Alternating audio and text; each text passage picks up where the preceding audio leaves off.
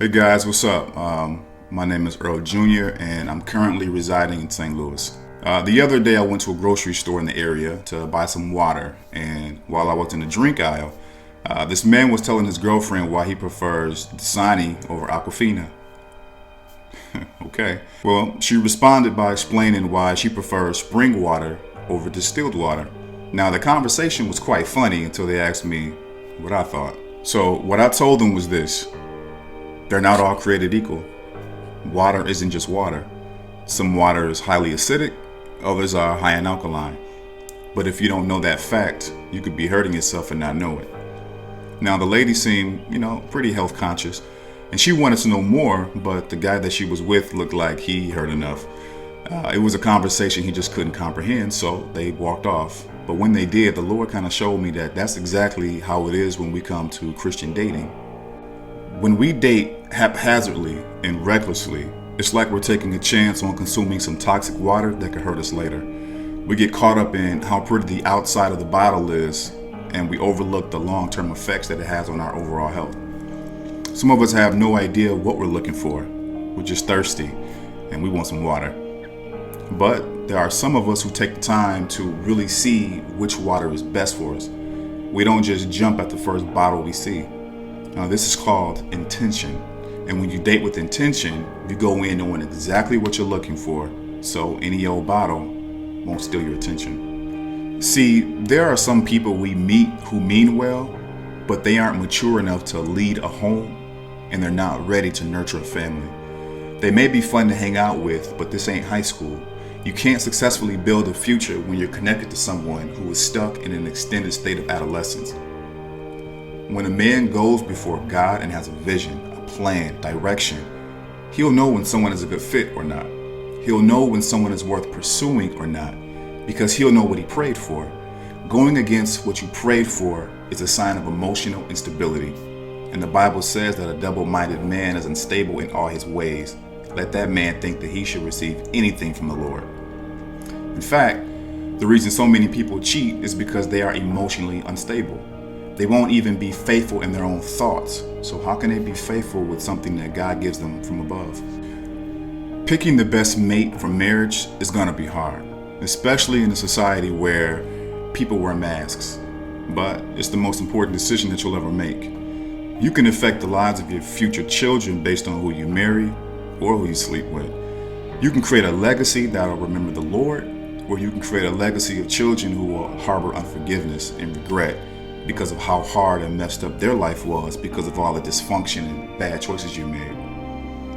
We got to be more intentional. We can't act like the world, talk like the world, blend in with the world, and think we're going to have a more divine outcome. We aren't exempt from spiritual or physical consequences. We got to do better. We got to date with purpose.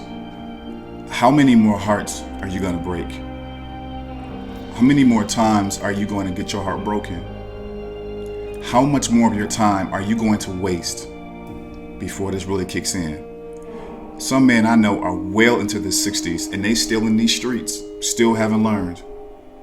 Women got grandkids, still in these streets, bringing home a new man every month, but they praying for a husband. Don't let that be your story.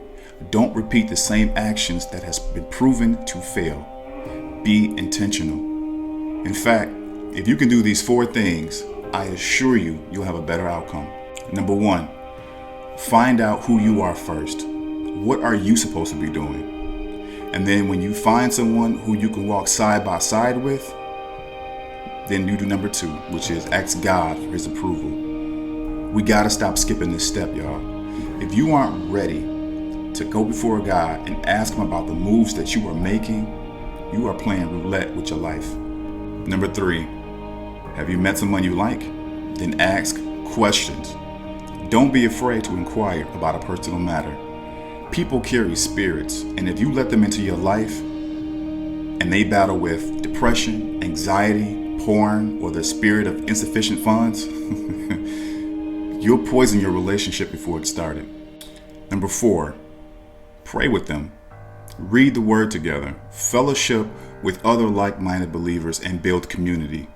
Don't let anyone keep you away from worship. Either they are keeping you connected or they are pulling you away from God. And think about it. God will never bless you with a distraction. Lastly, be intentional. Get married.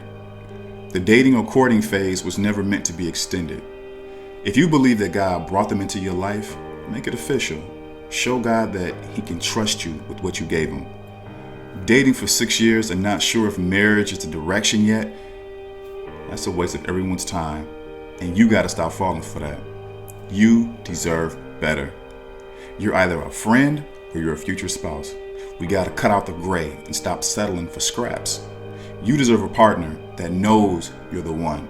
Someone who lets you know that this courtship was a blessing and I can't live without you. Not, I don't know, cuz, yo, don't rush me, bro. I'm here, ain't I?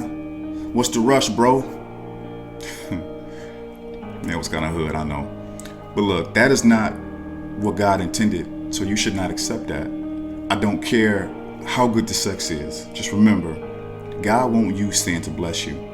If that man isn't marriage-minded, he won't be marriage-minded. If she doesn't have a real relationship with the Lord, you can't make her have one. She's just not the one. And like that meme on Facebook said, unless they're wearing a diaper, you can't change them. I hope this blesses somebody. Thanks for watching.